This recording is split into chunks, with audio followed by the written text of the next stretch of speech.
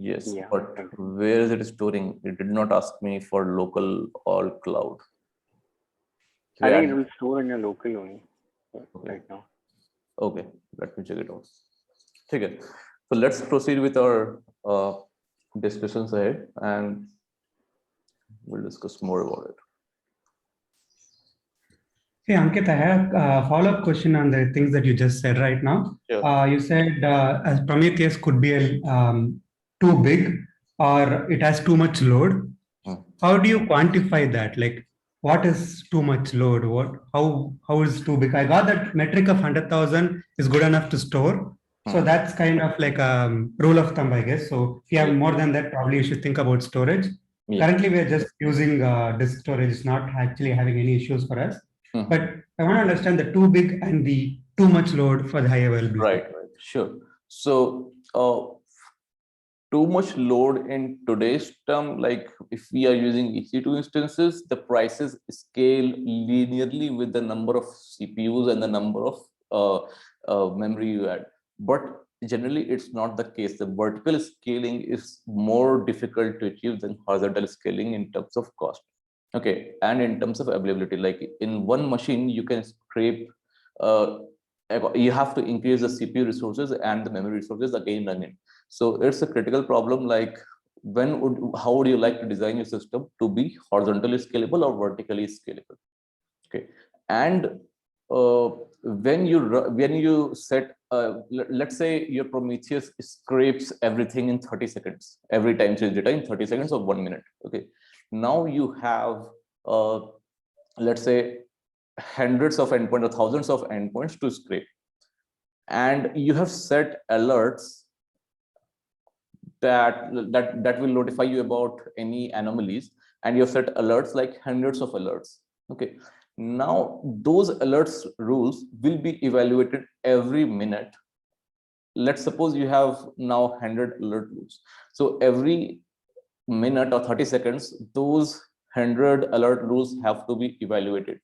So, and it should, and the time to evaluate those rules should not be large, so that the alert times out, like when you have the metrics and you try to apply those rules, it is not too late, right? Because everything has to be concurrent to achieve that.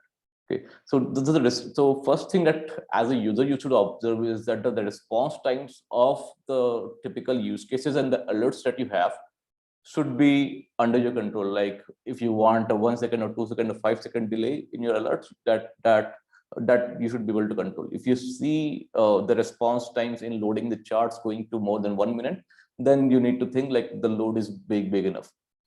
Another thing that can happen is that Prometheus scraper. So Prometheus tries to go to each and every endpoint and tries to scrape those metrics. Okay, so those things will start timing out if you do not have sufficient resources. Okay, so you need to observe these things, like if there's a famous problem with out of memory problem with Prometheus. So if you scrape all these points, and first there are two times, writes and reads. So scraping all those endpoints or time series and writing to a disk, you should be able to monitor the CPU and memory usage. How is the profile do, like, so do they have spikes in usage? And once they are writing, your read capabilities are at the same time being compromised, right? So the things are resource limited. Now on the read side, let's suppose you are evaluating those 100 rules again and again every minute, then the read performance will be minimized. And if you see that your queries are timing out and they are not replying within a given amount of time, then you have to optimize for this system, right? So then that's these profiles you have to monitor before thinking that you have to increase the resources or like that. So, but if for a small setup, if everything is working fine, well and good. Cool. Thanks. It's more like having an observability of your observability layer. That's what you're saying. Right. So you anyways have to have some sort of about your observability, like whether they are working at all or not, right? So you can even have another Prometheus to scrape the major Prometheus that you have.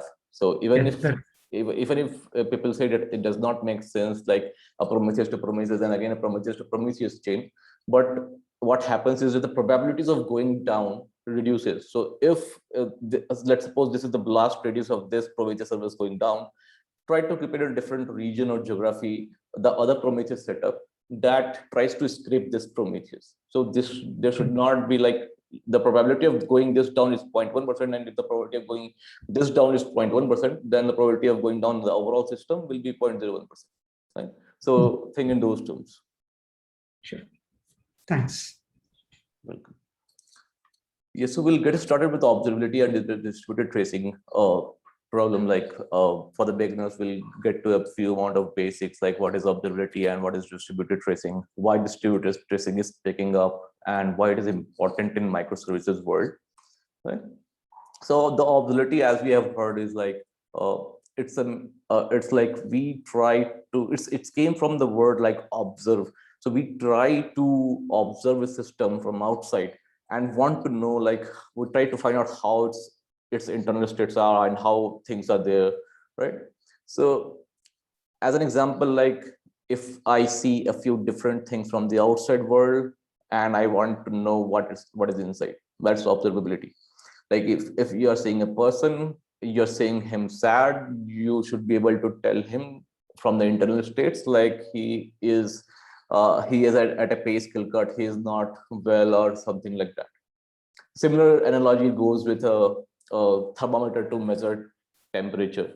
So rising of temperature is just a indication, like it's just an external output, like we observed an increase in temperature.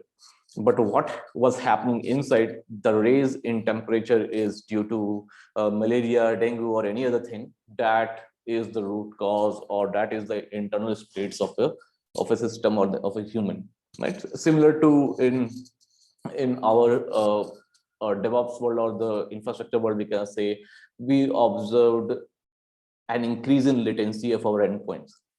So what is the internal states of different machines and the applications and the databases that are being used that led to the increase in the latency of that endpoint that you observed? Okay, so those are the internal states that you should be able to figure out. Okay. There can be various points of failures when it comes to increase in latency, like it can be due to the memory hogging or CPU hogging of resources, or the database has become slow due to some other reasons, like if anyone is using that topic or partition more, it can happen due to various reasons. Right. So that's the overall concept of observability.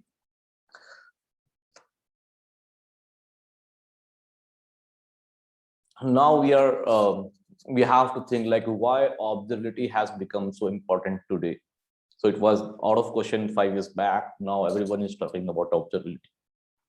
So fundamental shift in the architectures of our system has happened in the last few years. We have moved from monolithic to microservices world.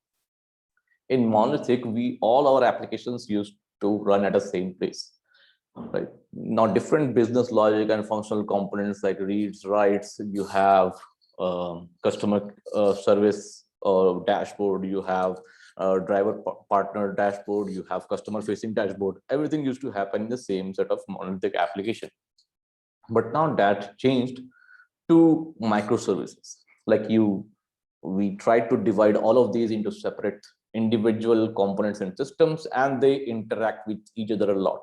Like when you load a Flipkart or Amazon web page, you go through multiple services before seeing the results. Like you go through product suggestions, recently viewed items, recommendation service, cart service, or the list of catalog service, and all these services interact with each other before giving you the same set of results.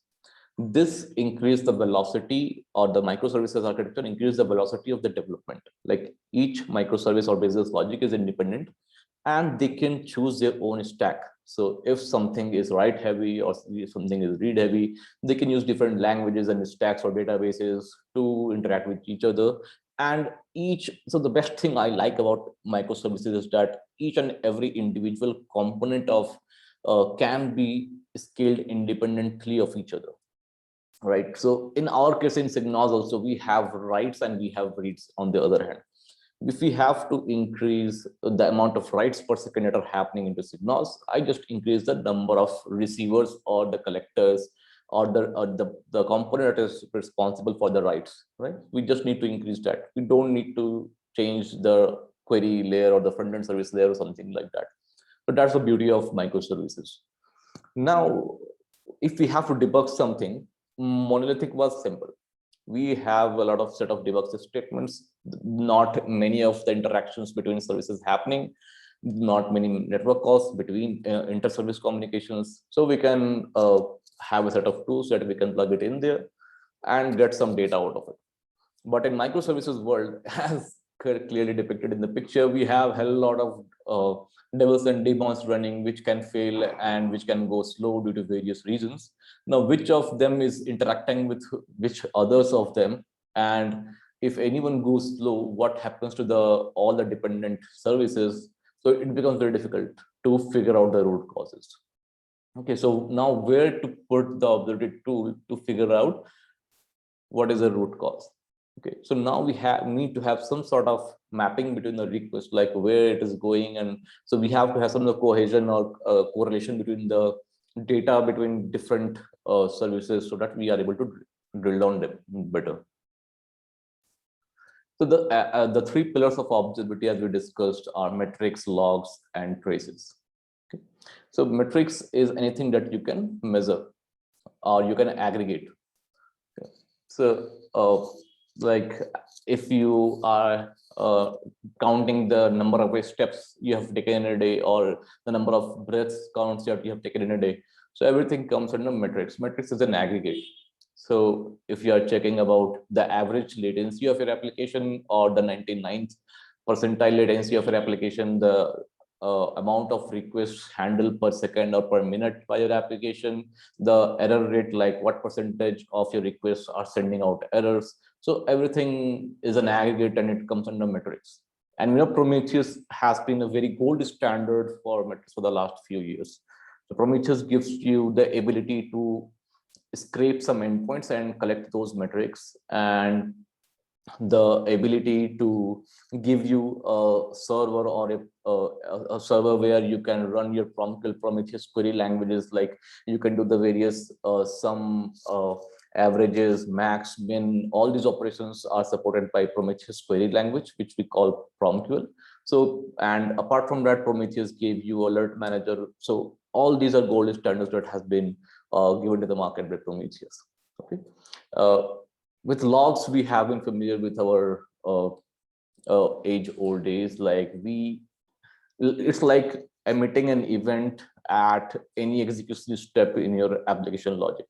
So if you are step 1, step 2, step 3, we can print different states or variable values and something like that to debug how things should be looking if you have to look down again when there's an issue in the production or when there is an issue. Okay? So we typically use open source tools like Elastic to deal with indexing or string, because logs are plain text, right? So it needs to handle a lot of indexing. So Elastic has been used in the last few years as a central storage for logs, and visualize it in Kibana. Okay. And the interesting things about logs is that due to the unstructured nature, like it's a plain blunt line of text, it becomes very inefficient to store the data into disk, and we have to do all sort of indexing techniques to optimize it. The world has been moving toward structured logs. Like if we are able to provide some structure to logs like key value pairs, then it becomes very efficient to index by those keys and search by those values. Like a few standard things in a business can be very specific. Like in a technology, we can have key value pair of application name, like application name, endpoint name or API name, the time taken, or different parameters like the log level. All these key value pairs can be extracted out and can be efficiently stored. Right. So this has been moved, the world has been moving towards having more efficient and structured logs so that it becomes efficient and cheap to store. Now, tracing became popular in the last few years, roughly from around 2015 and 16. Like it became with the need of monitoring things in a microservices world. So what tracing does, it tracks down the request from the incoming or the first point of contact with the tracing system. It starts there, it starts tracking that request there. Then as the request goes through service 1, service 2, service 3, service 4, and down to a database call, and it gives back the results to the user, it propagates the data across the services and keeps on adding some data or observability data uh, that we need, right? So that helps a lot in like debugging things. Like the correlation between the upper services, the downstream services, and the sequential execution of the steps. If you have to figure out like if any key value pair or any other specific requirements that you have about debugging, or to know more about that particular kind of request, like it was simple, like a browser based request. So if some of the requests are failing in a particular kind of browser or a particular type of customer that you have defined, you should be able to figure all those requests out and debug it. So logging uh, is just a blunt line of text that is going through execution, but it becomes very difficult to manage logs because a lot of hundred lines of logs can be executed at a very fast rate and concurrently, and it becomes very difficult to find the correlation between log line 1 to 2 through 3 to 4. So that sequential execution of events tied up together is tracing. The basic terms of tracing are the trace ID or the spans, or the span ID. So all the spans, span is basically an individual event. So any event that is executed as part of tracing, a tracing tool or tracing system, is a span. So the span can have many data that you can write out. So by default, like it has the start time and end time, the duration, the service name where it was executed, and the name of an event. So these are the basic information that are automatically written to an event, and we call the minimal unit of event as span. And when we collect or do a logical grouping of all these span IDs that are associated to one single request, it becomes a trace. So one trace is equivalent to one request, and that trace can have 50 or hundreds or thousands of spans underneath. Okay. So this is a typical example of an Uber architecture, like how the different services interact with each other. So service 1 goes to service 2, service 2 to service 3, and it goes to a lot of services before getting the result back. Now, it becomes very important to find out which services are down. Like if I am the owner of service A, and if my services are failing, I would like to know whether it is a downstream dependent services which are failing or not. Like in my earlier startup, there were 8 services dependent on each other. And if one service was broke down, people used to shout on each other, like your service is breaking and your service is breaking. Like, so there's kind of conversations happen between teams. So as a service owner, I would like to know whether the downstream services on which I am dependent are working fine or are they breaking, right?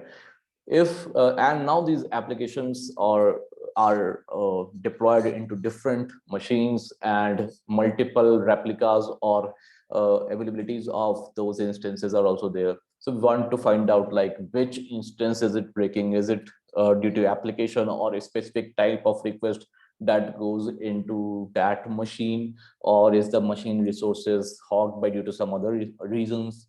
So we want to find out all these reasons. Now, a very important and useful case becomes when we try to deploy our systems or our applications every 1 week or 2 weeks or multiple times in a day when we have CI/CD integrations. Right? So with every deployment, we like to know whether this current version of deployment is giving you more errors or is slow as compared to the earlier deployment. So that's the baseline that we compare, like earlier deployment was working fine, and now the newer deployment version is giving you errors or is slow. So we need to find out or answer all these questions while we debug the systems. So now we'll talk more about OpenTelemetry and why is it important.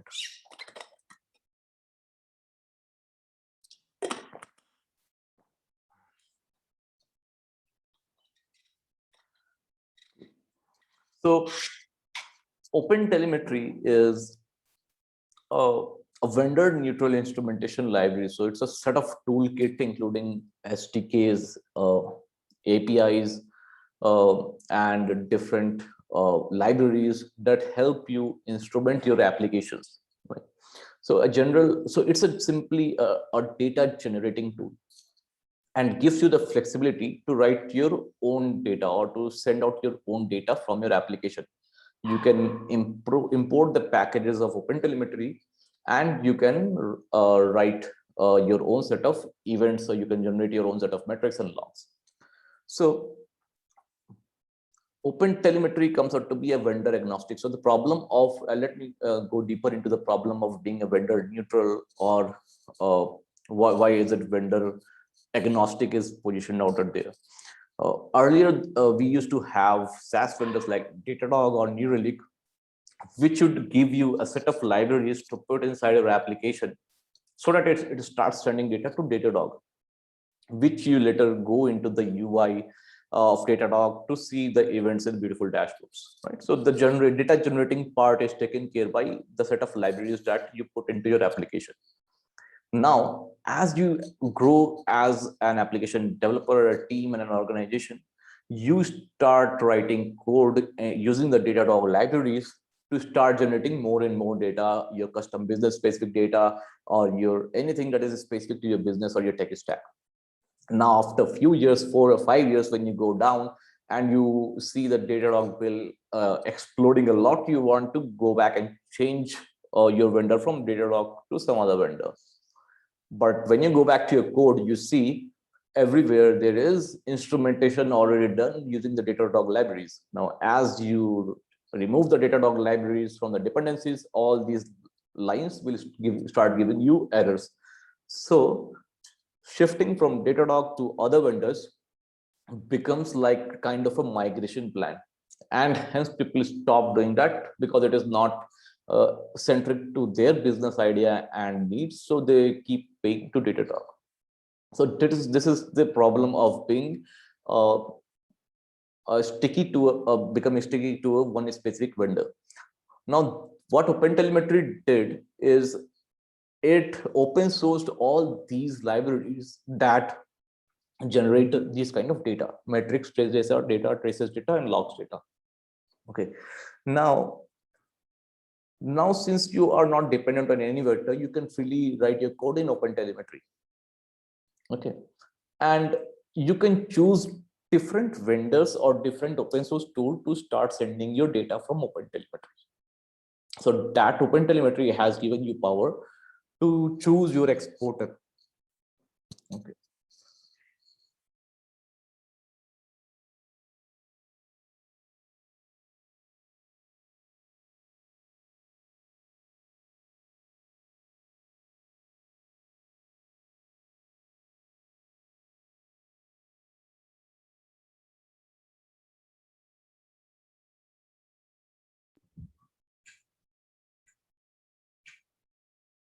Hey, Ankit, you're muted.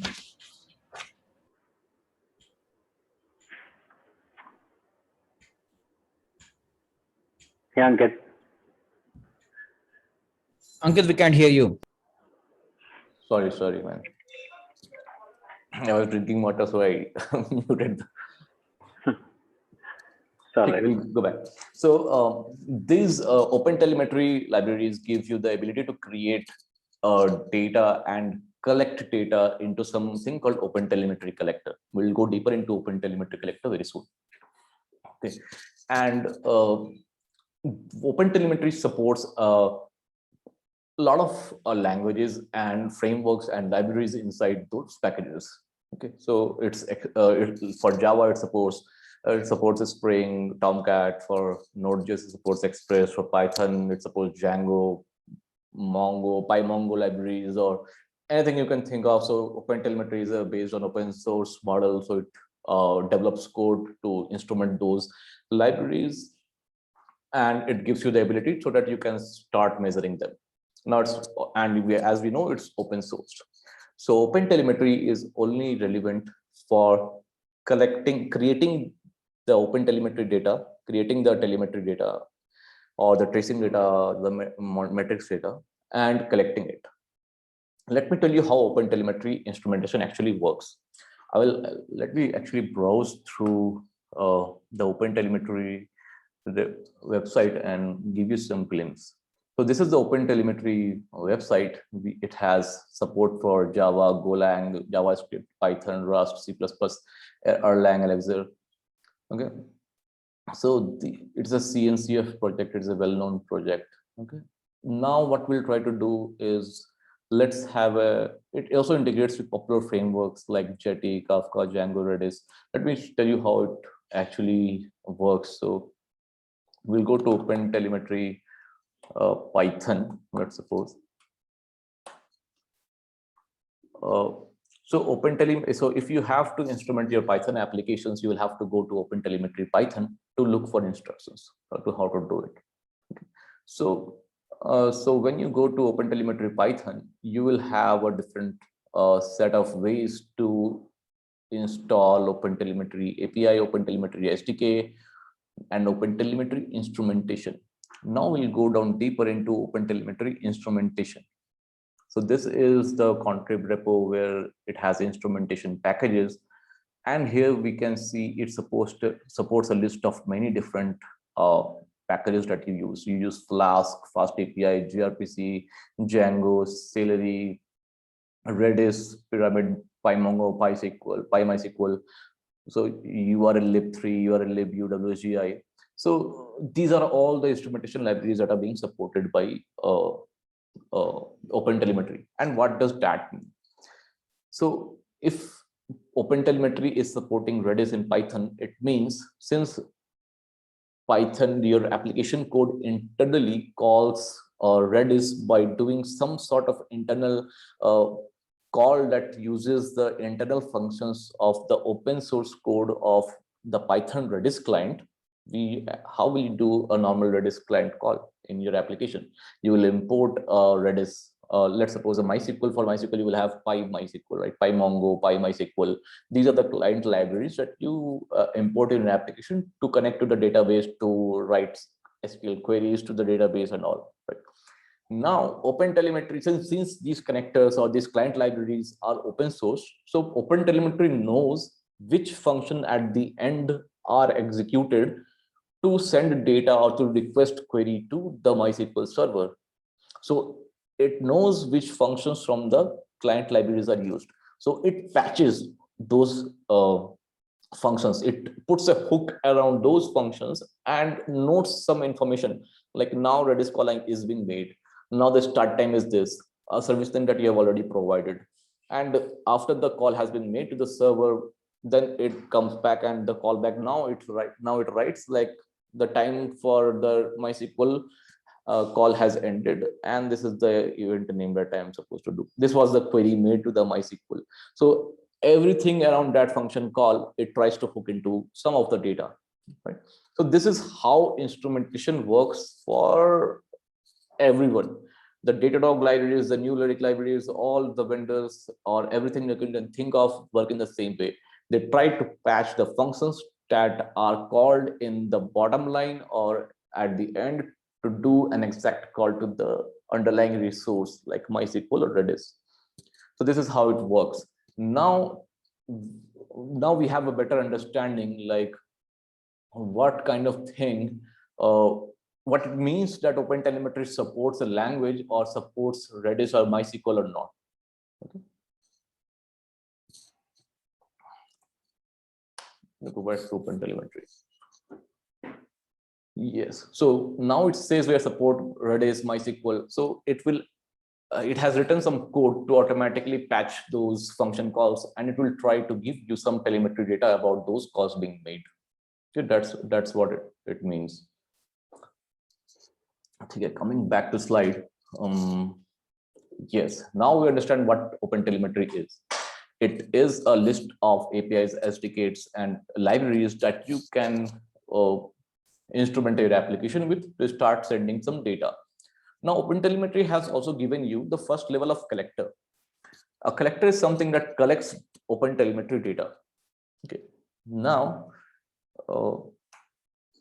collector has three components. It has receivers, it has processors, and it has exporters. Okay, so let me go into the GitHub repo of OpenTelemetry collector and try to understand what is happening there. Okay, so this is a generic information about the repo and all. So as I said, it consists of three components. Like it has a receiver, it has a processor, and it has an exporter. And this is OpenTelemetry collector, means it collects the data about OpenTelemetry from the libraries that we talked about earlier. Okay, now receiver of OpenTelemetry collector can receive data in various formats. So it has been so much modular and extensible that they have made it able to receive data from different formats. Let me go to the receiver folder and try to see what things it can receive data from. Jaeger is an distributed tracing backend that is used to visualize the data or the tracing data. So we can receive, so OpenTelemetry collector is a single Golang application that you can think of. It will have a receiver component, a processor component, and a tracer component and an exporter component.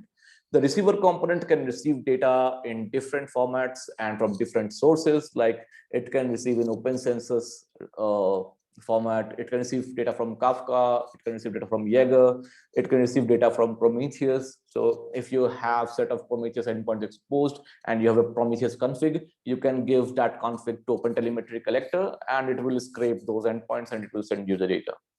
So it has also a Zipkin receiver. Zipkin was an earlier version of tracing receiver or tracing tool, tracing backend that we can collect or visualize the tracing data. So OpenTelemetry collector now can receive data in Zipkin format or Jaeger format or OpenCensus or OpenTelemetry or any other format, a Prometheus format. So this has given you the vast capability to make it very much useful. And same things happen at the time of exporting. So OpenTelemetry collector receives the data in these formats. It internally converts them into a format called OTLP. So OTLP is a new format defined by OpenTelemetry itself that it is using internally to process and export the data. Now, it received OpenTelemetry received format in different formats, and received the data in different formats. It converted into OTLP format. It went through a set of processors. So it has the capability to give you the capability to run some renamings, or you can drop some labels or something like that. So you have a set of processors, you can batch them, or you can try to drop some samples. So it has a few capabilities that we can have a look later, but it receives and it passes on to the different processors. And at the end, there is one exporter. So that exporter now can send data to different plugs or plugins that are available. So one of the plugins can be Datadog. So now OpenTelemetry collector can receive data.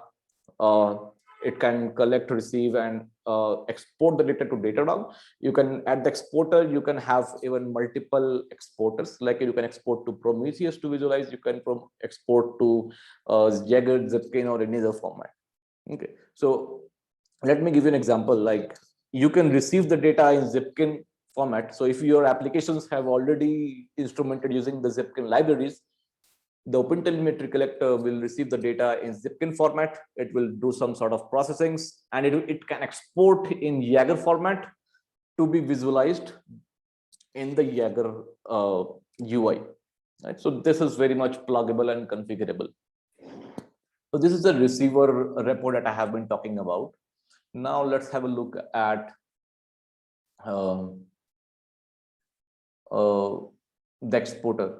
So the exporter is like you can go to a file, you can use a file exporter, it will write all the data into a single file that you can just use it to test and play. Right? You can write it to Jaeger so that you will run Jaeger and you can visualize in the Jaeger UI. You can export it to Kafka where you can have different systems plug into Kafka and take the data and do some sort of processing and do whatever you like. This is logging exporter. This will just log the output to a console. It will not do anything. It will not send it anywhere. Now we have OTLP exporter. This OTLP format that I talked of, it will export in the same format to any other source that can receive in OTLP format. Like one OpenTelemetry collector can send it to other OpenTelemetry collector, and Prometheus exporter and Zipkin exporter and all. All right. Now it has some sort of processors that you can use. This is a processors. Sorry.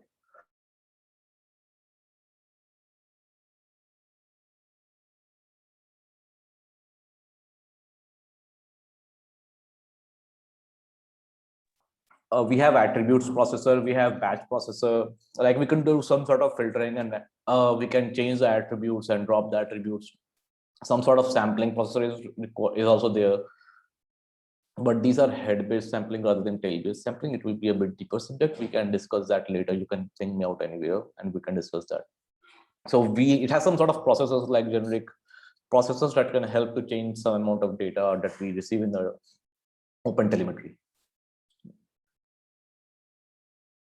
So that gives you the basics of OpenTelemetry and what OpenTelemetry collector is. So OpenTelemetry together gives you the set of libraries that you can use in different languages and has support for different packages that you use like Redis, Mongo, PyClient and all.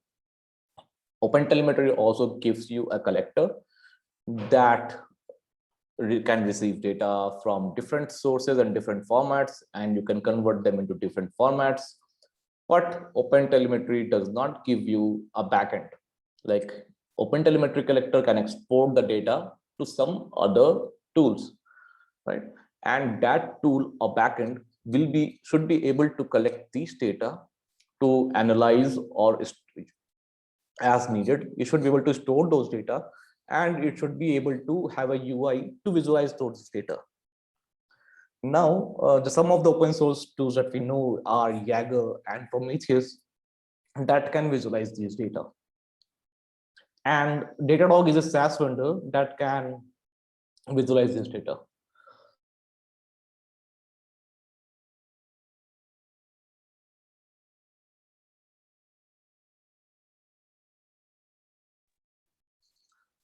Okay.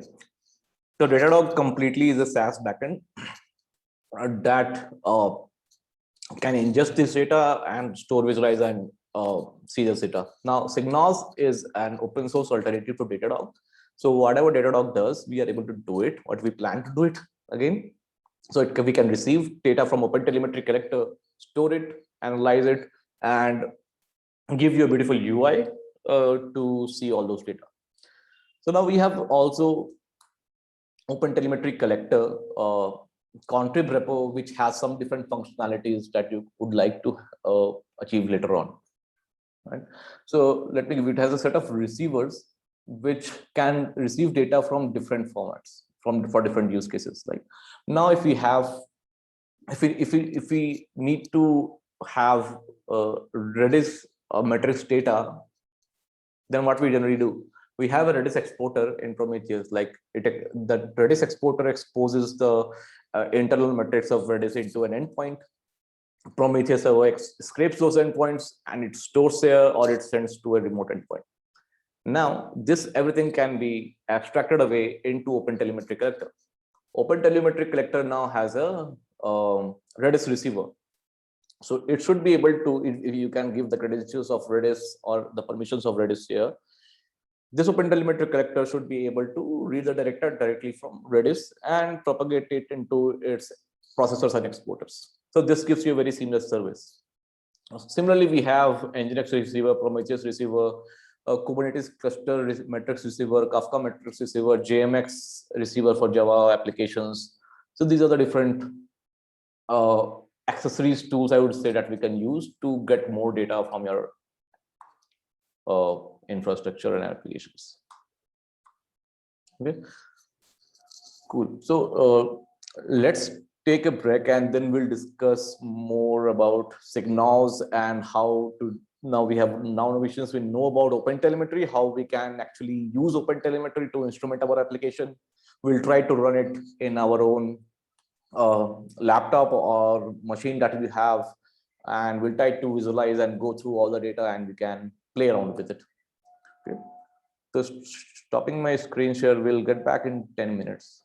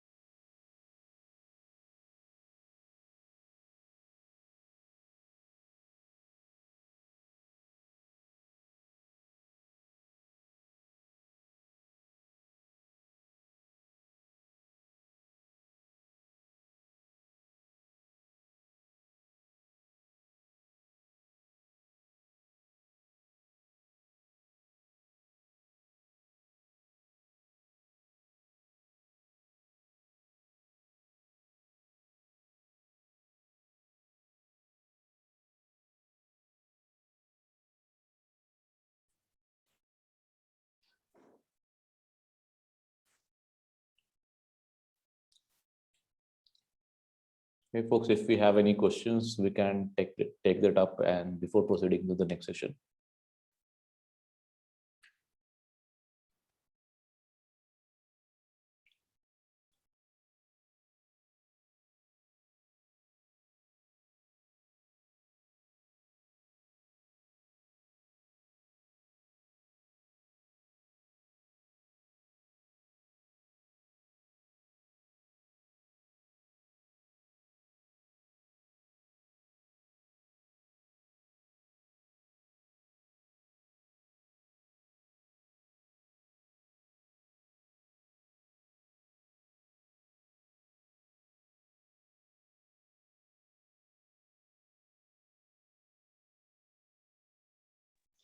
Okay, so the collector, right?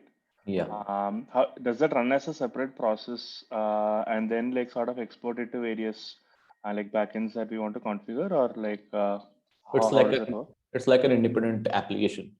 If you are using Docker Kubernetes, you will have an independent image that you can run. Got it. Okay, it's like a sidecar sort of a thing. Yeah. Like, I can show you.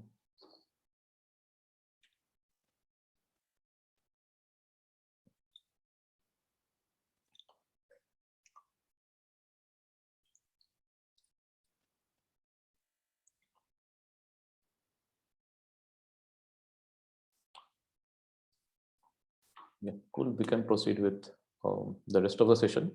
So we'll try to understand why we build signals and how the architecture of signals, like we'll install signals and try to play around with the data, and we can try to instrument one application and see how it works. So as we have seen that OpenTelemetry gave you a single unified way of generating metrics, trace data, and logs data all from a single OpenTelemetry package. So, and OpenTelemetry can collect in an OpenTelemetry collector. The backend is still missing. So to use open source backends, you will have to plug in Jaeger along with the other Jaeger components to collect the trace data from OpenTelemetry collector and see it in a Jaeger UI, or you will have to use Prometheus to collect the metrics data from OpenTelemetry collector and see it in a Prometheus UI. So these systems now are independent of each other, and the UIs are different, and the query service are different, and everything is, the separate pipelines are also very independent. The database is also independent. It is completely independent of each other. Now OpenTelemetry is going into alpha version of logs also. Like with the same package that you imported, you can have log lines. You can write something .log or .info or something like that, and that will again give you that capability to export everything from a single library into single OpenTelemetry collector and use something at the backend for logs. Right? Either you can send all metrics traces as a log to vendors like Datadog, or there you can use independent tools like Elasticsearch and Elastic and Jaeger and Prometheus for independent verticals. Now, with Signals, we wanted to be a single unified open source backend for OpenTelemetry. So you should be able to send data from OpenTelemetry collector to Signals, and Signals will take care of storing, visualization, querying, and everything, and scalability that Datadog internally does. Apart from that, we use OLAP database, that it is an analytical database, of you can say column-oriented database. That gives us the capability to run aggregations on the trace data. What we mean by running aggregations on trace data is that right now, in the existing tools of Jaeger and others, you can just see a single trace. And by trace, I mean a single request. Okay. And the different events that it has underlying, you cannot run different queries on those events. Like, let's suppose one of the events in one trace has a key value pair like instance ID or channel partner or customer type is equal to gold or something. I would like to know what is my error rate for my customer type is equal to premium or gold. And I would like to have a separate alert for my premium type customers rather than open source or free type of customers. Right. So these capabilities are not there in tracing data due to the usage of the databases that we are using at the backend. Right. So Cassandra, Elastic, though they're evolving to have more of analytical capabilities, but by nature of the design, they are meant to handle different things. And OLAP databases and liquid databases are meant to handle aggregations and filtering at huge scale, like billions of data points. So right now we support ClickHouse and Druid as the OLAP databases, and they perform fantastic. And by virtue of them, we are able to provide powerful filtering of traces. Like when we have list of requests, you would like to have some filters like which request to look into and which request not to look into, and run some aggregates and give me some latencies and errors on those filters. So these kind of capabilities we are able to provide. Now with the simple open source, as with any other open source tools, they come with a disadvantage of time to set up those things and the difficulty in maintaining those at a scale, those open source tools at scale. Like Prometheus itself takes 1.5 months to set up completely in like enterprise scale with exporters and the HA availability of Prometheus with Cortex and everything. It takes around 1.5 months to just set up the metric site of Prometheus, right? So we try to be, and on the other hand, SaaS vendors like Datadog and Neuralink give you completely things out of the box. So we are trying to bridge that gap. Like we would like to have some operators or scripts or any things that can make the life of running open source tools easier. But that is in some later part of the journey. But sure, that is a big concern for us. Right. So another aspect as we were talking about is like, since it is open source, you should be able to run it in your own infrastructure. And that can help you in two ways. First, it will be a lot cheaper. So we did a cost benchmark, like it was easily a 1/10 of the price of the charge that Datadog takes to store traces. Right. So it will be much cheaper. You don't, so since Datadog has just 20% to 30% of infrastructure cost, and the rest is their marketing and their profit sharing and everything. So if you run it in your own infrastructure, it will just be your infrastructure cost.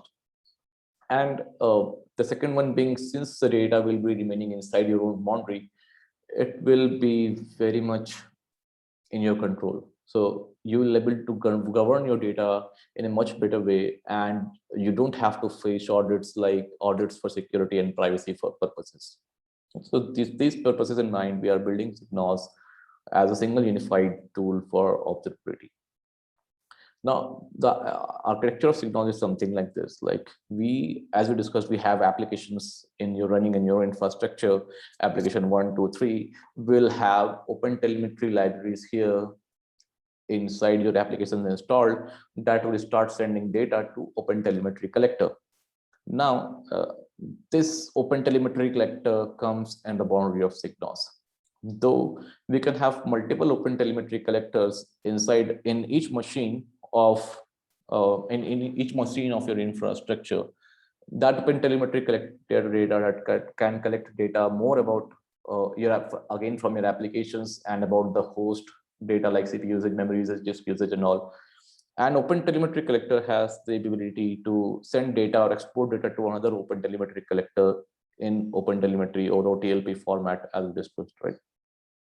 So these applications with OpenTelemetry libraries inside them will be sending data to this OpenTelemetry collector directly of Signos or the intermediate OpenTelemetry collectors. And those OpenTelemetry collectors will be sending data to OpenTelemetry collector running in Signos. Now that OpenTelemetry collector will export data into ClickHouse, the database that we are using right now, or it can be Druid. ClickHouse for the long-term storage, we can write to S3. Yeah, so that's become very S3 is very cheap and performant and robust when it comes to handling blob data or similar data. right? Thanos uses S3 and other systems are also moving to use S3 as a cheap, efficient storage.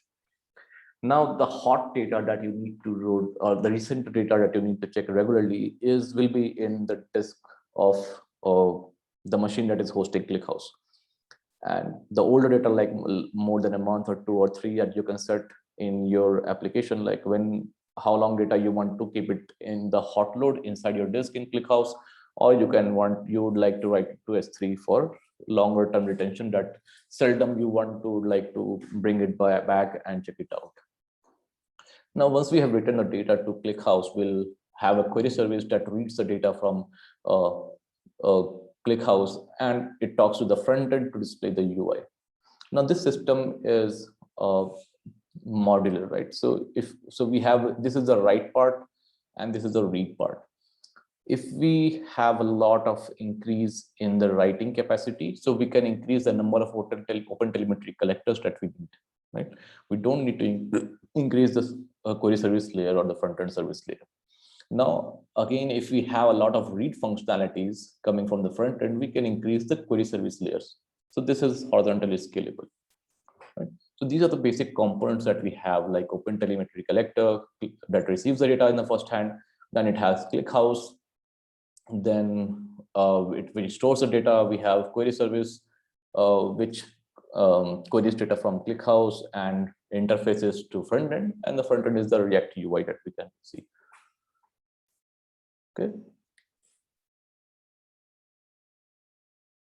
Now let's try to run a Signal in our laptop and see how it works out.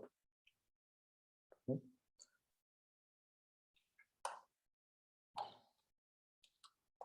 So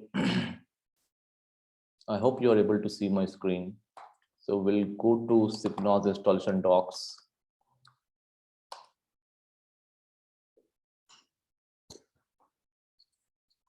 We have a deployment with Docker and Helm chart. The Helm chart still uses Druid, and the Docker one uses, we have an option to choose between the different kinds of setup. But for low memory footprint, I would suggest to use ClickHouse setup because it takes less than 1 GB to set up. But Druid and Kafka setup is will be able to handle more scale due to Kafka, but takes around 4 to 5 GB of your machine of RAM to run. So we'll do git clone of this repository of Signal, and we'll go to the deploy folder. So if any of you are trying it out, feel free to ping me if there is some error, or if you are using it later, feel free to raise any GitHub issues that you find well. Okay. So we just do git clone and we go to the deploy folder. And inside that folder, we have an installation script that gives you option to choose between ClickHouse setup and Kafka Druid setup. Then you can choose either of them, and it takes care of. So if it expects you to have Docker Compose and Docker, but in Ubuntu, I guess, and the other systems, that if you don't have Docker and Docker Compose, it also installs them. But I would suggest if you have Docker, you start your Docker up. And if I'd suggest, if you're using Mac, you install Docker and Docker Compose. I hope most of you would have this ready. So just feel free to stop me at somewhere and ask more about it.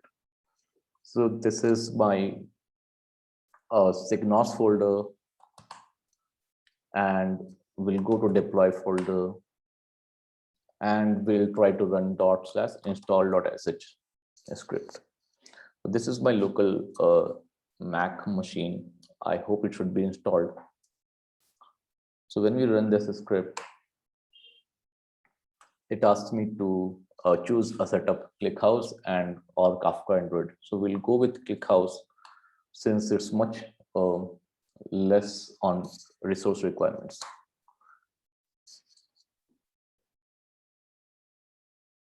Now it should pull some Docker images and try to start containers and all.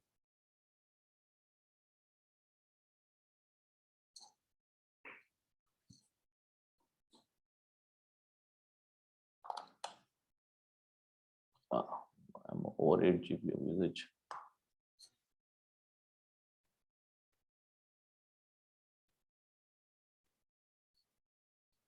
We have less of RAM. So to stop a few things. I guess Zoom is taking a lot of memory. So let me spin up a new EC2 instance and then we'll try to deploy it there.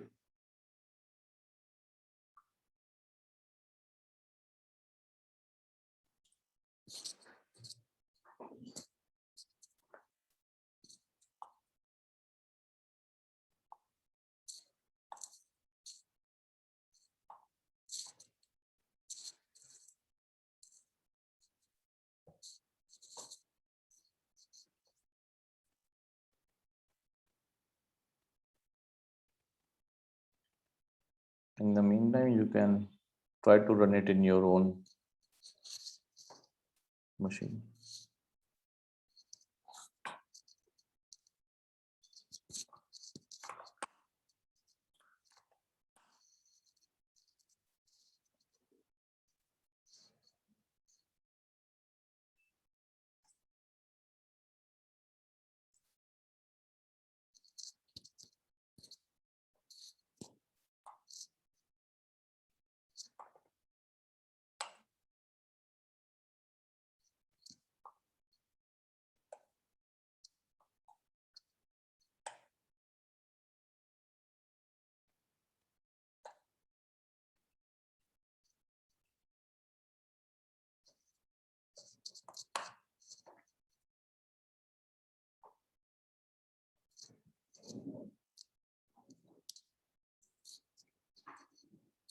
So pulling the latest container images for Signos. Let us check again if this works on my local.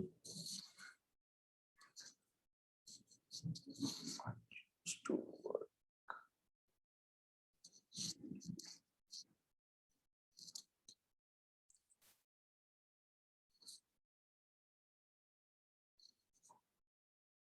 So it is downloading images of ClickHouse, query service, front end, hotel collector. These are the 4 images that we need. And we have a hot rod service that is it's an application that has inter-service communication in between. It's given by folks from Jaeger when they built Jaeger as sample service. And this load hot rod is, we are trying to send load to this application so that we have continuous data to look into in the charts. So if you want to have a look at this hot rod application,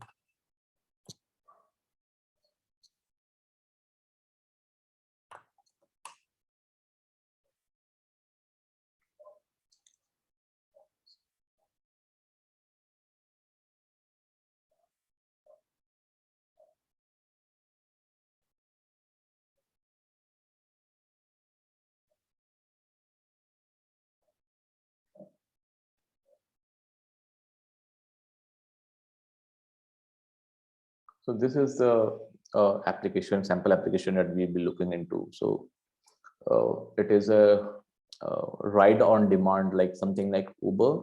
When we click on either of these UIs and the buttons, it will try to order a cab. And internally, it has 4 services, I guess. It is front-end service, the driver service, the router service, and one more service.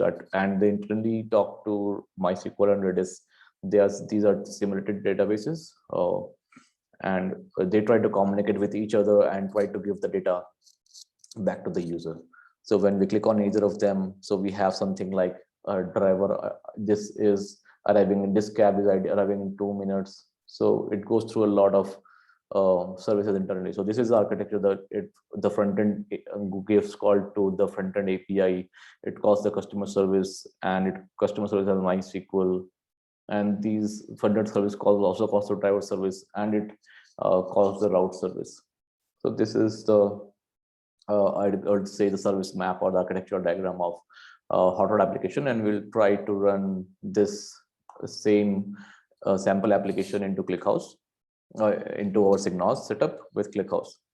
Now, as we see, it was pulling the Docker images, and it is created images and the installation is successful. Now the UI is visible here. And if we have to bring down signals, we need to run this command docker compose -f docker/ClickHouse setup -docker compose down -v.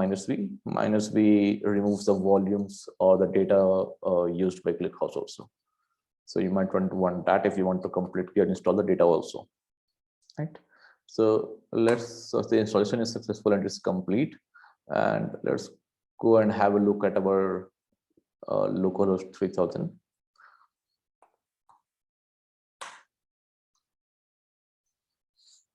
Yes, this.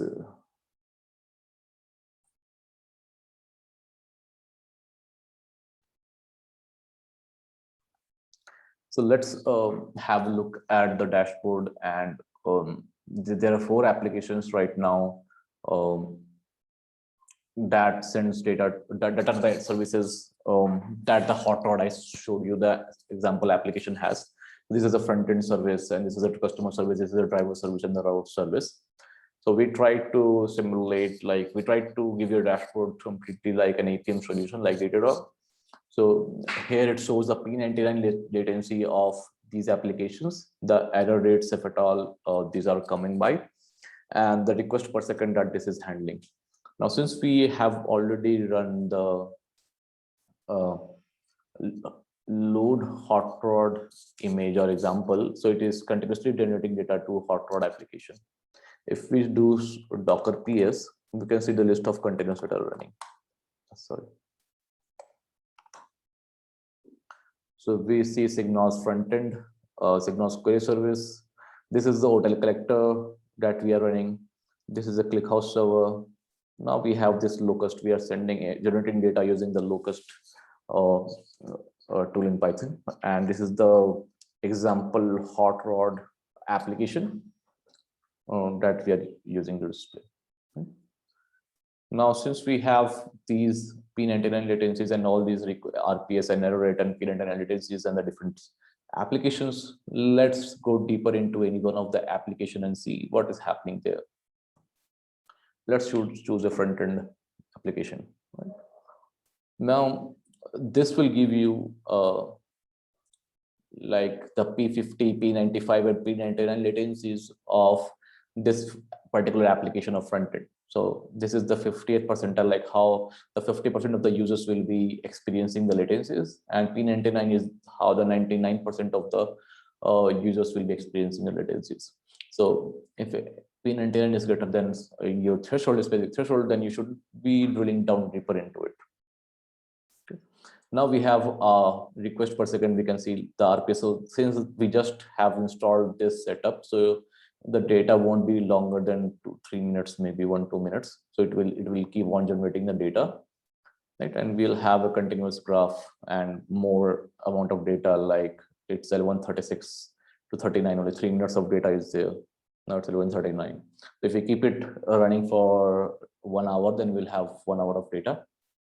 Here we see the RPS, and the top endpoints will also be able to see like what are the APIs exposed by this service front end, and what is the latency profile and the number of calls being made. So if you see any particular endpoint being slow, you should be able to know that from here.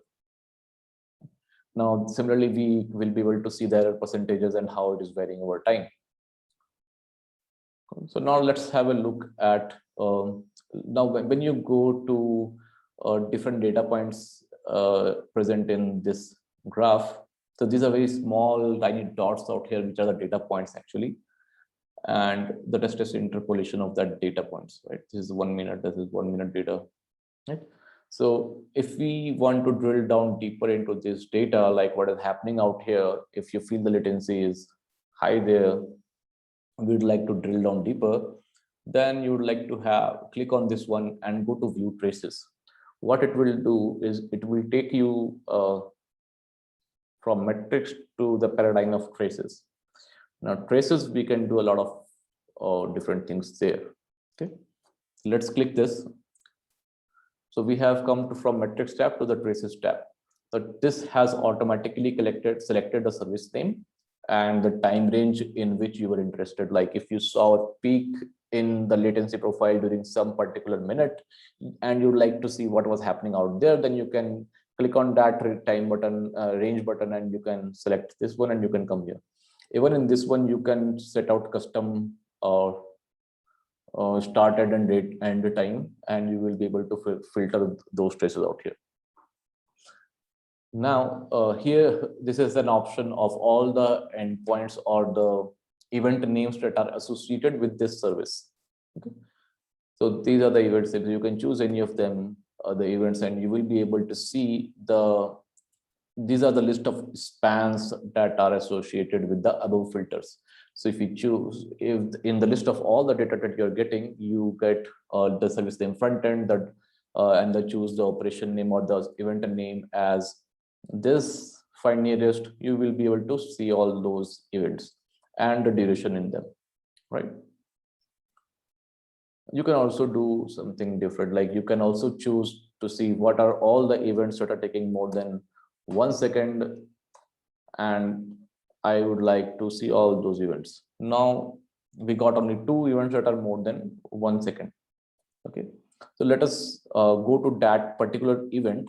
When we click on this, we'll see the list of all the spans associated in that particular request. Now this is one particular span, right? It was one particular event. Now a request has traveled to multiple services and multiple events in each services were emitted to constitute one particular trace or one particular request. Now this is one particular event that was called when the / dispatch endpoint of front-end service was called and had a time of more than 1159 milliseconds, right? 1.1 seconds. Now we click on this, we get to see the complete trace or the complete request, what happened to the request when it started the boundary. Now we see this is selected, means / dispatch endpoint was clicked. We go down and we see then this customer service / customer endpoint was called. So the before the colon is a service name and after the colon is the name of the event. Okay. Sorry. So this service name, this service emitted this event, and these all events are in parallel because they are the same child, they are the same siblings of this parent, right? So this parent took 1.1 second, as we are seeing here in a timeline, and this / customer name event name was taking 5 seconds, and this event find nearest is taking 200 milliseconds. Now we have some idea like which are, and front end is continuously calling / route endpoint. Okay, now we have a huge idea like what is taking most of the request time, right? And this is a complete request. Now we see / customer is taking most of the time. Now we want to go down triple into this one. We expand this and keep on expanding the parent child like this. We see this front end / customer is calling front end / get, is doing a get request. It is going to a customer service, from front end service to customer service. The customer service is handling / customer endpoint, and it is underneath calling MySQL select query, right?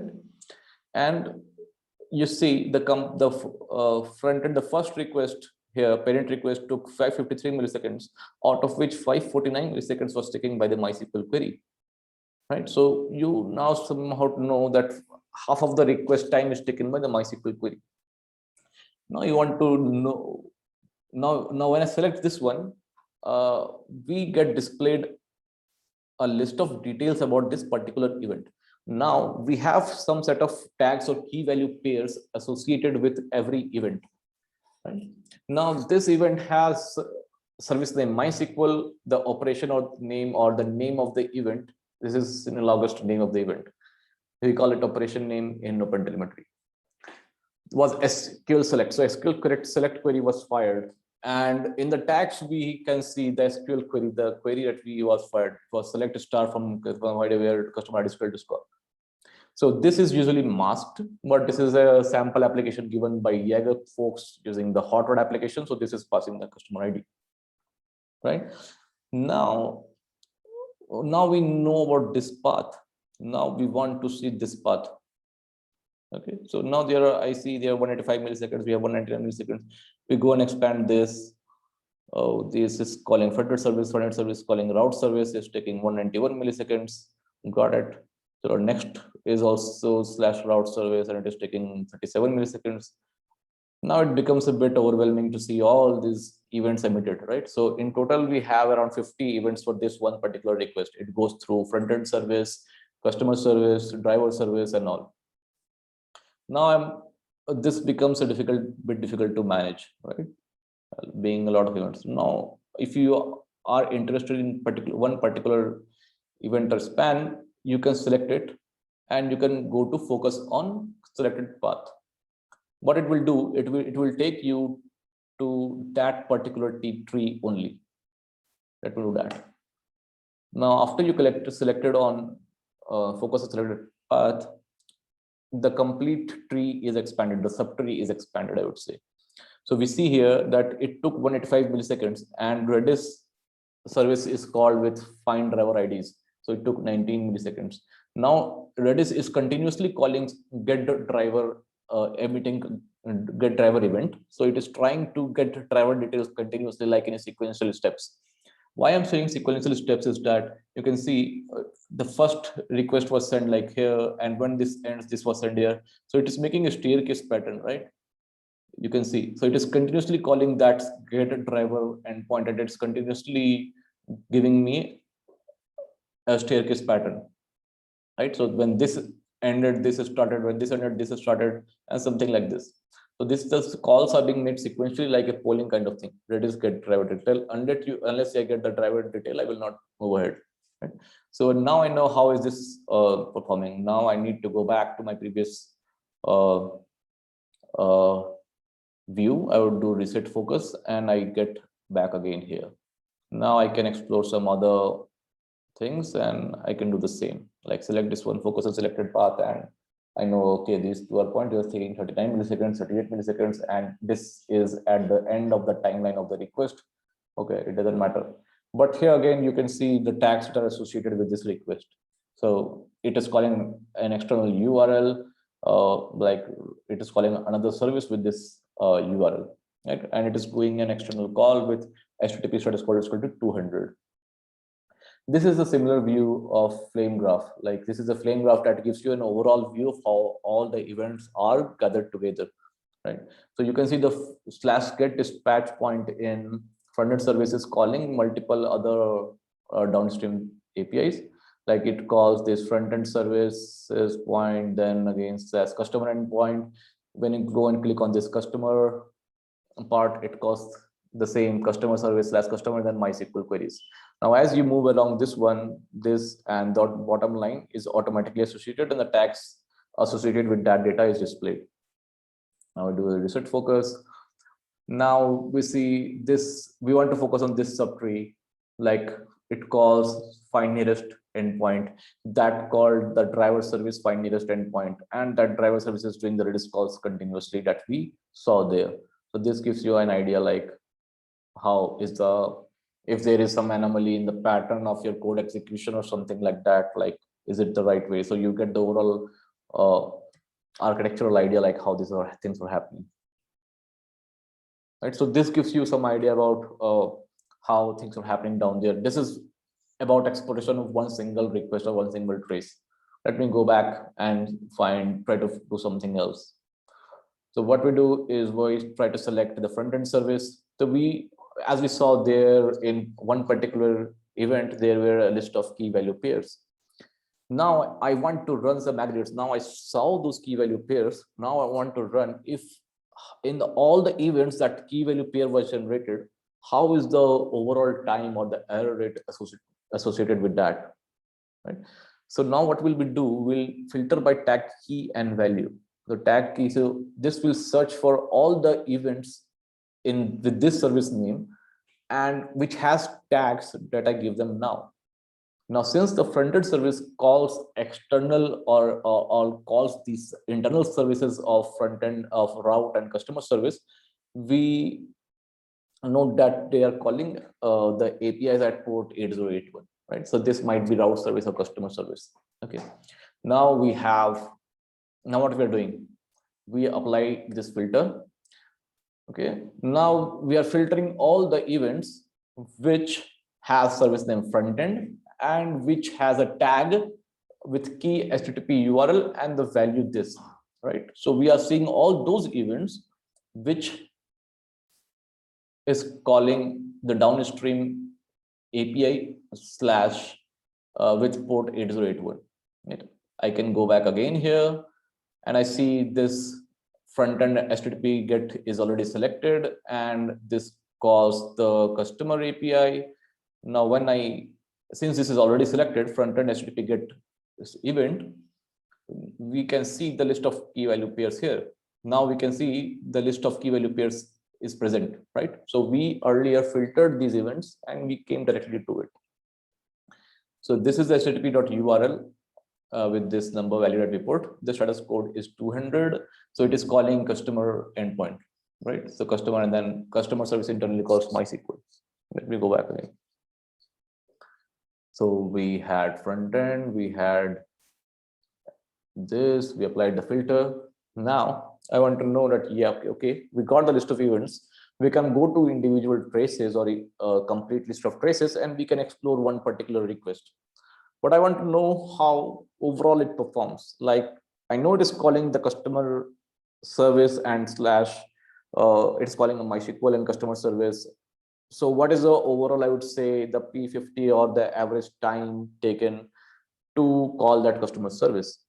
Now, since we have the list of these spans, we have given this capability to run some custom aggregates that is possible due to the databases choice that we have done, like analytical database, right? So this capability is not there anywhere till now in Datadog or Jaeger or any other tools. So what we do is this has filtered the list of events. This will create some aggregates on these filter traces, right? So these we see, these are duration we know. Now what is the average duration? How would you like to know? I would like to filter by duration again. Let me see how does the duration profile look like. This is the P99 duration of these filter traces. Okay, got it. So this is a peak and this is, we have to convert into it. So it will be like 1 second. It took 1 second. Okay. So if we see some peak here, we would like to again have a latency filter here. Like I would like to see all those requests that are more than 1 second.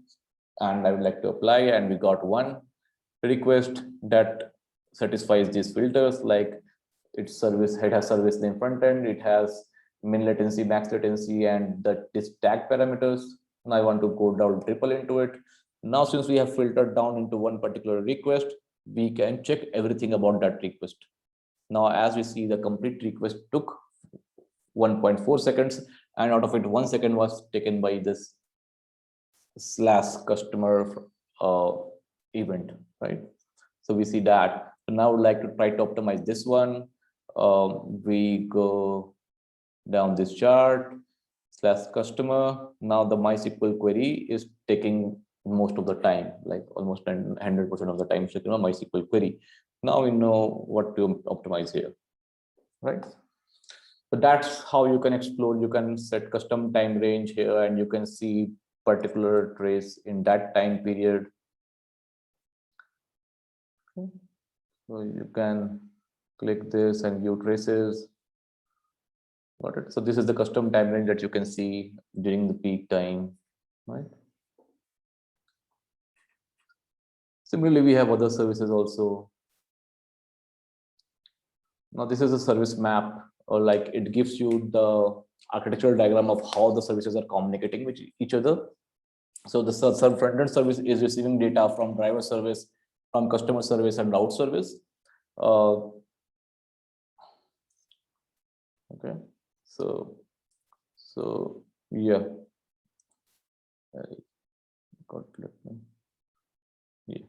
the front-end service is receiving data from route service, driver service, and customer service. Driver service is receiving data from Redis service. The speed of movement of data is showing you how fast it is receiving data. and the size of the service shows you how much RPS or request per second it is handling. So this route services has P99 latency of 81.9 millisecond, request rate of 8.33 per second. Like every second it is receiving 8 requests from the front end service, and we have an error rate of 0.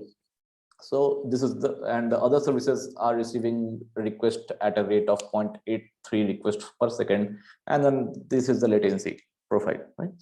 So this is almost 10 times more. So every request from front, one request to the or one request to this application gives you 10 requests to the route service. So this is faster, this is bigger, circle is bigger. Now if here we see some error rates in the service, then this blob or this service should be of red color. If we are receiving 4xs errors in this service, then it will be of yellow color. Now every service is green color here. It means that everything is working perfectly fine. There is no error right now. Okay, so if there is error, it will turn out to be red. So this gives you like an instant, like how the last 1 minute a diagram of your application is looking out to be. You can also select a particular service. If you have too many services, like 30-40 services, this becomes complex to manage. You can go down triple and you can select one particular service, and it will give you a closer view of that service. Got it? Cool. So this is something about Signos. We have a user explorer that will give you how much data are we sending continuously. Since we have just installed this in our local host, we have received till now, we have received 61,000 spans, right? So this is the total count of the spans. So every hour we can sort of see it by week and by granularity of every hour, or by daily granularity, and by service you can choose which service is sending how much amount of data, right? So it gives you like how much data are you ingesting to the system, right? Later on we'll have some retention period. Like as I told you, it will ClickHouse will store data for the hot storage or the minimum for a temporary amount of data for like few days and weeks, but it will try to export data to S3 for cold storage, like deep storage, when we have to retrieve the data after 1 month or 2 months or 5 months maybe, right? So here we will provide you a UI that you should be very easy to set this setting up here. Like you just provide 3 days and we'll keep the 3 days data into ClickHouse and disk as hot storage, and after 3 days data it will be moved to S3, and that will be ready to pull up at a later time, and obviously it will be slower. Okay. And apart from that, as we see the application metrics here, P99, P50, P95 latencies, and that RPS is there, top endpoints is there, error percentage is there. We can go to external calls tab. So there are tabs: application metrics tab, external calls, and database calls tab, right? So external calls give you an idea, like if this application is calling external services, then how are those external calls looking like? If my application is calling other downstream services, customer service or route service, and I'm calling external payment channels like PayPal, or I'm integrating with various other vendors via the APIs, I would like to know whether, if my application is slow, whether they are slow or not, or is it or the logic is specific to my application is slow, right?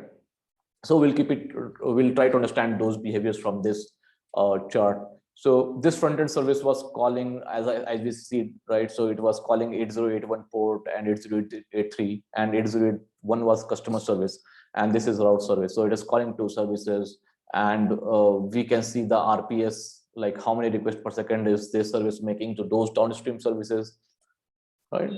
And if those downstream services have any errors, you would see it here. So right now they don't have errors, but if the downstream services are throwing up errors, so you will be able to figure it out. So now you know that it is not the error of your service, but it is rather the downstream services or the APIs that are throwing errors, or they are slow, right? So we have external call duration. You should be able to see the time that those downstream services are taking. Like this is the average duration, and this is duration by address. Like each and every API call that we see will be visible here, and we will be able to figure out like which of them is specifically slow. Here we see 8081 is taking 386 milliseconds. That is the customer service. So the route service is 8083 and it is taking 53 milliseconds.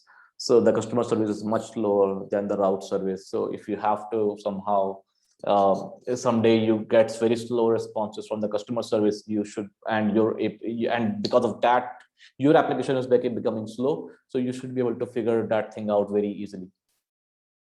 Here we have database calls section. Like if this application is making any database calls like to Python, to MySQL or Mongo database or something like that, we should be able to see these services right now. So as I said, this hot rod application does not actually does the this frontend service does not do any database calls. These are simulated databases, so it is not coming out here. But ideally, if you use OpenTelemetry instrumentation libraries, it will generate data about the database calls also, and you will here find out how many calls to the database are you making and whether those what is the average duration in milliseconds about those databases, whether those databases are slow or not, right? So this is the chart that we see. We change the profile or the time period that you want to see the chat for. You can switch to last 1 hour, like how is the last 1 hour profile like? Again, going to the earlier point, but if you see any spike in latencies, you can go to traces. You got those events. You can filter those out by different parameters, by latencies. You can sort them here. You can click them. You can see the trace and everything. I see. So this is a brief demo of Signals. I hope it was useful tool. Let us know about any feedback or any difficulty that you get in installing Signals. Ankit, Arvind has a question here. What does the different colors mean in the flame graph? Sorry, what are the different Colors mean in the flame graph? Currently, the colors do not mean anything. These are the default colors that we have used, but we can obviously customize it based on. So we plan to have different colors for errors, the spans or events that have errors, and for different services we can have different custom schemes. So that is possible. Probably we'll go to raise a GitHub issue and we'll try to figure out the logic and do that. But currently there is no logic. This is the default color value that is automatically being shown. Okay, thanks.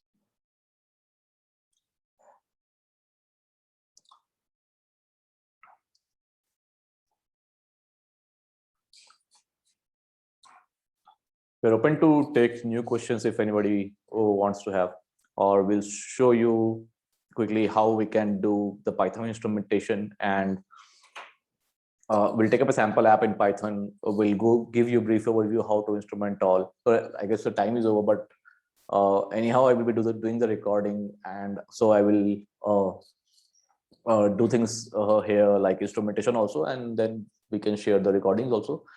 But if anybody is willing to leave now, they can. Okay, so next I have one question. Yeah. Sorry. Yeah. So like with respect to the database calls that we make, right? Like, do you also have something around like the actual queries that are getting executed, the number of calls being made? For example, if I'm using a Postgres database, right, you can collect like stat information and also like show that. Like, is there any sort of component that gets you, deeper, database metrics? So the currently what we display is database queries and performance as compared to from an application, right? So as a chart I showed you, it will give you how many database calls is that application making and what is the time taken by by the database calls.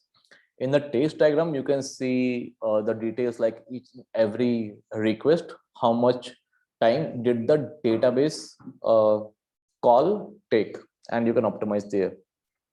Now it comes to monitoring. The databases till now they have not integrated with the metrics and monitoring, they have not are not emitting traces by default. It will happen in the future. Like now, when new databases are being made, they will have tracing inbuilt, but the existing MySQL database do not have tracing data inbuilt that they emit. They have a lot of monitoring on metrics that they have, and that's probably what you're asking about, I think, I guess. So right now, Signos does not ingest metrics data. I have done a POC to ingest metrics data also, and by probably end of next month, we should be able to get all database and other machine related or CPU usage, memory usage, or disk usage related data you can also get from there. So it will be coming in the next month. So OpenTelemetry already gives you the facility to get data from the machine or the application in the database. We can also currently we work only on traces. So whatever metrics we are churning and showing you has been generated by churning traces, the trace data, right? So we have already done a POC, and we'll by end of next month we'll have a metrics pipeline ready, where you can we will be able to ingest metrics data by just giving the config to the Signal UI. Got it. I was also like asking about, for example, let's say I'm like querying the customer query, right? I want to see like, for example, metrics on what are the various queries that applications are triggering, and aggregate them, saying, okay, the count is this, maybe like P50 latency for that query is this, so that I can figure out top end queries which are maybe like taking time and be able to sort of optimize them. Right. So we already have it, right? So I showed you the list of top endpoints that we have here, right, in this section. Right, and the aggregation capability that you talked about, is it? Yes, the top endpoints. So this is in this application has exposed some list of APIs. So these APIs will be here. Right, and any custom thing that you are sending. So these are the standard things that every tech lead knows. Like we monitor the top endpoints, errors, RPS, latency profiles. But anything custom that you want to send, like you want to include a tag like customer type is equal to different, like premium type, then you can always filter it out here. You can select the service. You can type a customer type kind of thing. Okay, and you can type here gold. When you apply filter, you should see the list of traces or this list of events that comply to that filter, and you can choose the duration of P99. You get the P99 profile of that, and calls give you the count or the RPS here. So this chart will give you the aggregates on the filter traces. Okay.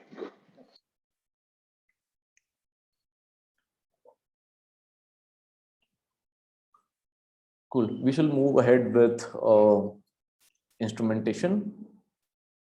So let me try doing that. Yeah. So we have given a GitHub repo. Sorry.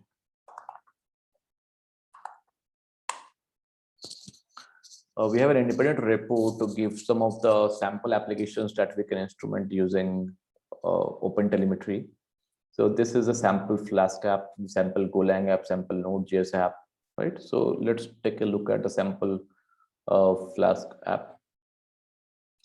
Okay, so this is a very simple application that handles a simple query and gives the results back.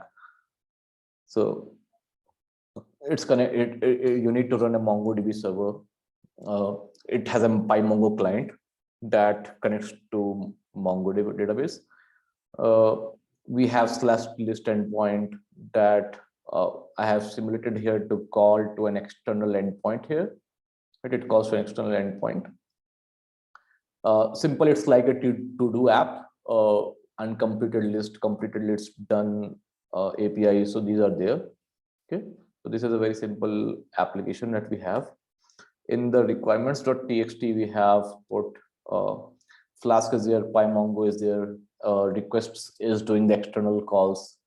Now regarding OpenTelemetry, we can there is a facility to automatically instrument everything in Python, right? Anyhow, you can do instrumentation using the docs given in OpenTelemetry Python. Let me show you that.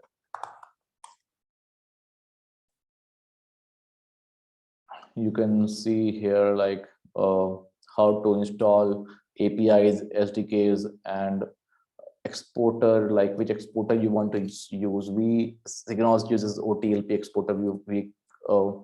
We export everything in the default format of OpenTelemetry. We do not convert one format into another. Nothing needed.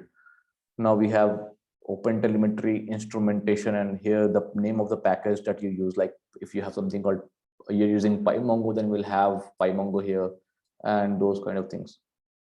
All right, so you can check out getting started with OpenTelemetry Python, and it will help you, right, how to manually instrument anything that you want, or some sort of automatic instrumentation using the libraries that I told you, like PyMongo, MySQL, and Flask or Django, all these applications. Like, so if you have using Flask, you need to install something OpenTelemetry instrumentation Flask. If you're using the request library, you will be using installing packages like OpenTelemetry instrumentation requests, right? So you can go through this documentation, and this is language specific. Now, now for Python, and there is an option to skip installing everything by yourself.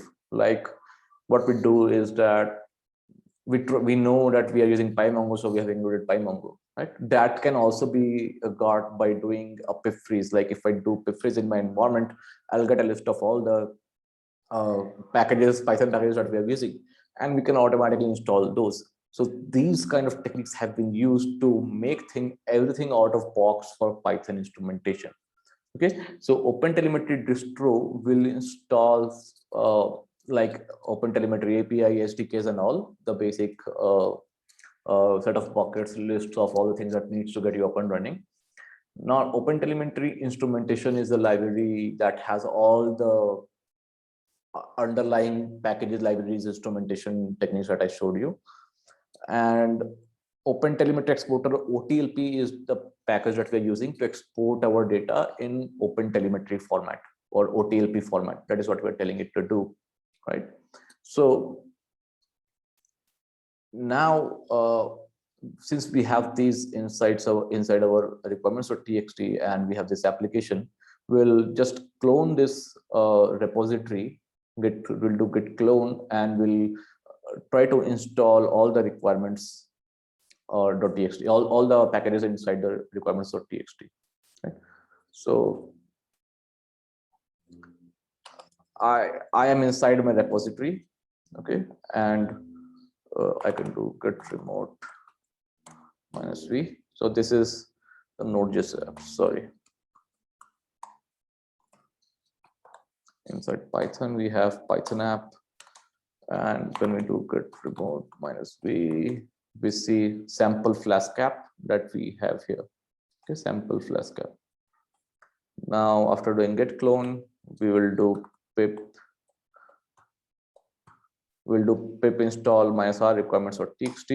Let me do that. So it will install everything needed, like OpenTelemetry exporter, OpenTelemetry instrumentation, OpenTelemetry distro. Now let us check which packages were installed regarding to OpenTelemetry. We will do pip3 freeze grep OpenTelemetry. So we saw these packages are installed: OpenTelemetry API, distro, exporter, gRPC, instrumentation, proto SDK, and semantic version. Now we need to have package relevant instrumentation techniques like Flask and PyMongo and all, right? Now next we go to next step, and we try to install using the OpenTelemetry Bootstrap module. We'll do that. Now this will install everything, package specific libraries that OpenTelemetry has. I guess I have many of the things already installed, so that's what it's saying. Now let's get back and see what packages now we have. So we see there are these new packages are there. So apart from OpenTelemetry instrumentation, it installed these packages. So this is ASGI, DB, API, gRPC, Flask, logging, PyMongo, request, SQ3. So I do not have a separate environment, sorry for that. So it has installed a bit more libraries that needed. So it should not have installed WSGI or DB API or ASG API. So if you do in a separate environment, this will install only relevant packages that you are using inside your Python application. Now we know that we have instrumented correctly with OpenTelemetry. We'll try to run. Since now we have not changed anything in the code. Okay. Now the run command seems something like this. Now we have OpenTelemetry set up inside our Python environment, right? We have the packages there. Now, if you append your run command like python3 app.py is your run command. If you append this with OpenTelemetry instrument, it will automatically apply the OpenTelemetry instrumentation and everything needed. You don't need to go to change the code, but you just need to change the run command and it will do that. Okay. What we need to do apart from that is we need to tell them where to send the data that you are generating. So this is the hotel exporter OTLP endpoint is the endpoint where we need to send the data. So it sends data. So now this can be Datadog, this can be Jaeger, or this can be Signos. Now, since we have Signos running in our local host and Signos is ready to receive OTLP data in 4317 port, we can, so this OpenTelemetry instrumentation of Python package will be sent, is ready to send data to Signos, right? So we need to add IP of Signos here. Where was Signos installed? So if you're installing Signos in a different machine or different cluster, you need to give the OpenTelemetry collector endpoint here, right? So since we have installed in localhost, we'll give the endpoint of localhost here, okay? And this is just an environment variable that we have exported here. And the same, there is another environment variable like service name. So you can keep it anything here. Like I have kept Python app, you can keep Python. You can write anything here. I'll write to do app, right? This is the name of my application that I wish to see in my dashboard. Okay. Now, as we see, we have Signos running here.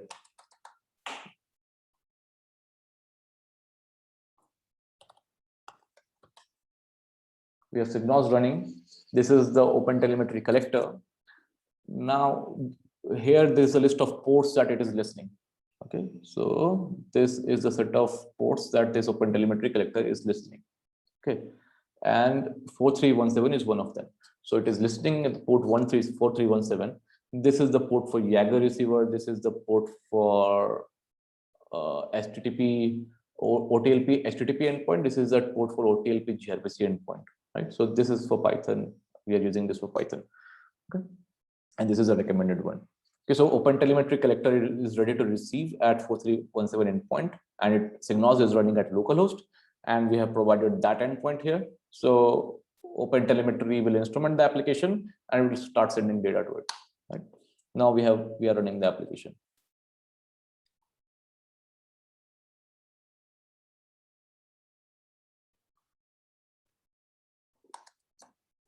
So we are sending the data here. So this application is now present. It is running at port 5000. So let's have a look at port 5000. Here we have the application to do app, that the Python app that we are running here. Right. So we have the list of to-dos here that I have already played around by generating some load. We have completed tasks. We have all the tasks. So we are playing around with the Python application now. Okay.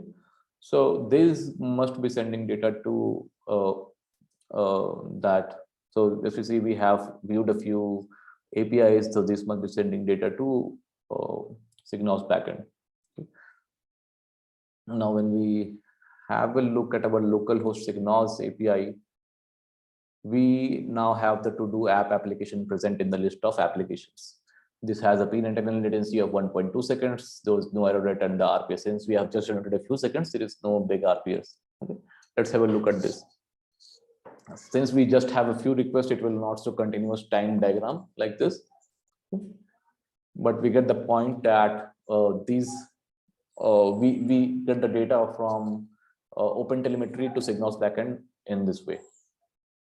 Okay, so let us generate a few more data points and then maybe we'll have a look there.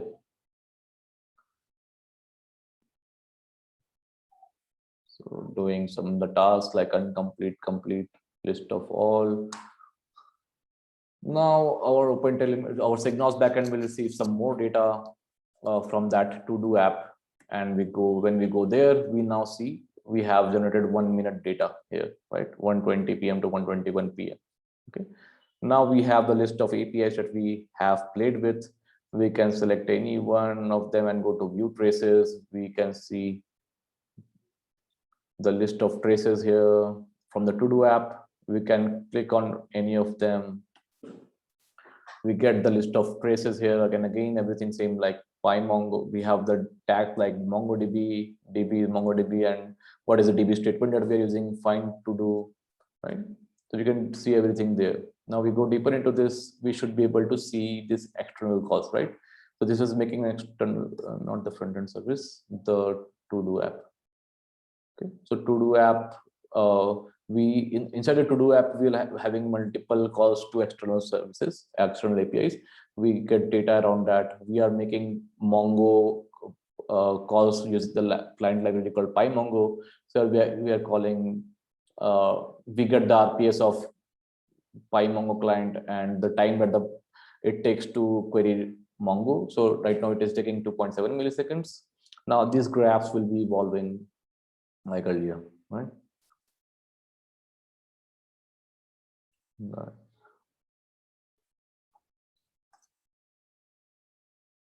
Got it.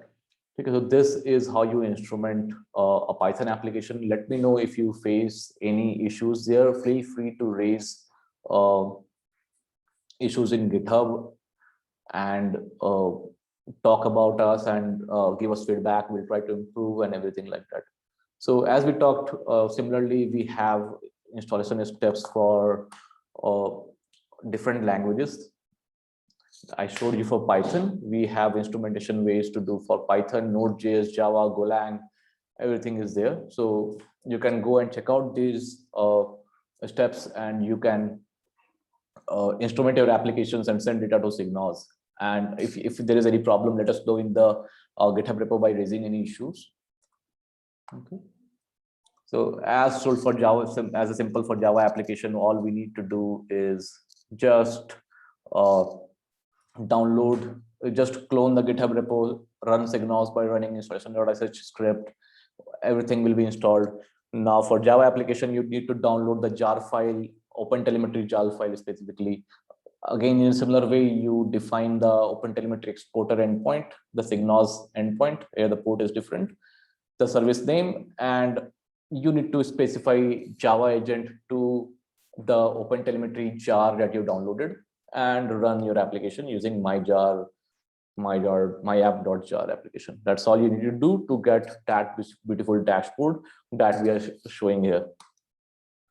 Feel free to get involved more with Signals. We have the link to GitHub repo here. We have Slack channel. We have a list of issues. You can feel free to create any issues that you are finding. This performance issue, this bugs, this UI is broken, or anything like that. Okay. So we have some good first issues also. If you want to contribute to Signals by developing in React.js, TypeScript, or Golang, we would be, or any of the deployment options, we would happy to discuss more on the Slack channel of Slack workspace with contributing channel. That's all from me. I hope you got some idea about OpenTelemetry and what Signals is and what we are trying to build. Thank you for being a virtual audience. You're wonderful. And so I know it's difficult, but Thank you for being part of it, and we hope to see you all again when the COVID situation becomes better. I'm reachable at ankit@signos.io, in Twitter and LinkedIn as Ankit Nayan. Feel free to reach out to me. Thank you, Ankit. Thanks for the great session. Thank you, guys. So Thanks. Bye. bye-bye. We'll stop the session and we'll upload the recording.